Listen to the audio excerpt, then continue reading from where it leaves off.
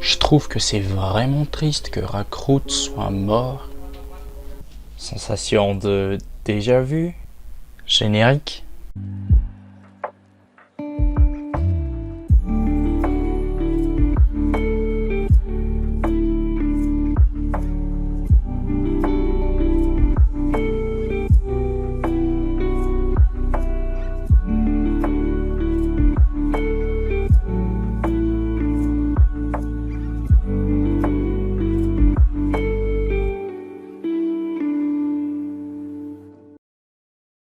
La sensation de déjà vu. Tout le monde l'a déjà vécu.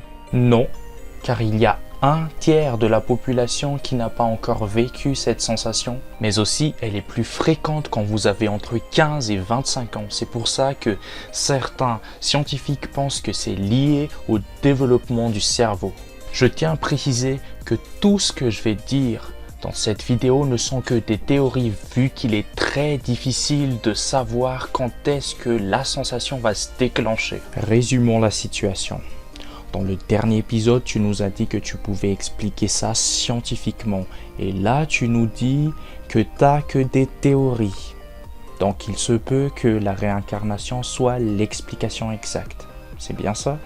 Mais l'explication que je vais te donner sera toujours plus logique que le fait que tu étais Mère Teresa dans ta vie d'avant. Hein. Commençons par la théorie la plus facile. Il faut savoir que nous rêvons beaucoup lors du sommeil paradoxal. Ah, mais c'est lors de cette phase le Tsindim Pamsa, non? Bon, vous savez quoi faire. Hein. Vous faites des rêves lors du sommeil paradoxal, mais vous vous en souvenez pas de la majorité. Et il est fort probable que vous rêviez des choses qui existent réellement, des endroits réels, des personnes qui existent vraiment, et puis vous oubliez le rêve. Puis, il se peut que vous viviez des moments exacts comme celles que vous avez vécues dans vos rêves. Et là, le cerveau dit « déjà vu ». Je suis très déçu. La deuxième théorie est liée à la concentration.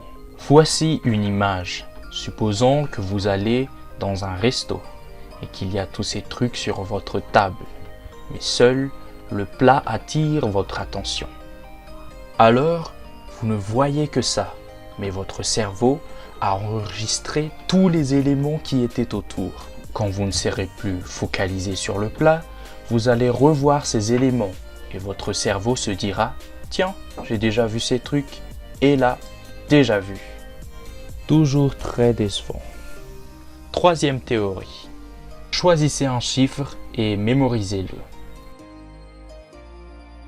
Voilà, j'ai fait disparaître le chiffre que vous avez choisi. Certains d'entre vous auront remarqué que même les chiffres qu'ils n'ont pas choisis ne sont pas là. Certains ne le remarquent pas car ils ne sont concentrés que sur leurs chiffres. Tout ça pour vous dire que le cerveau mémorise vaguement. Il sait qu'il y avait des chiffres dans des cadres rouges, mais il ne s'en souvient pas des détails. Prenons d'autres chiffres, mais cette fois-ci, mémorisez seulement celui qui est dans le cadre rouge. Voilà. Savez-vous quels chiffres dans les cadres blancs ont changé? Certaines personnes sauront.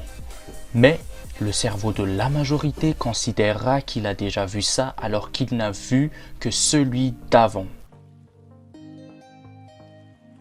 Un autre exemple. Vous avez eu un nouveau job et vous avez eu un nouveau stylo. Mais le stylo est similaire à votre ancien stylo.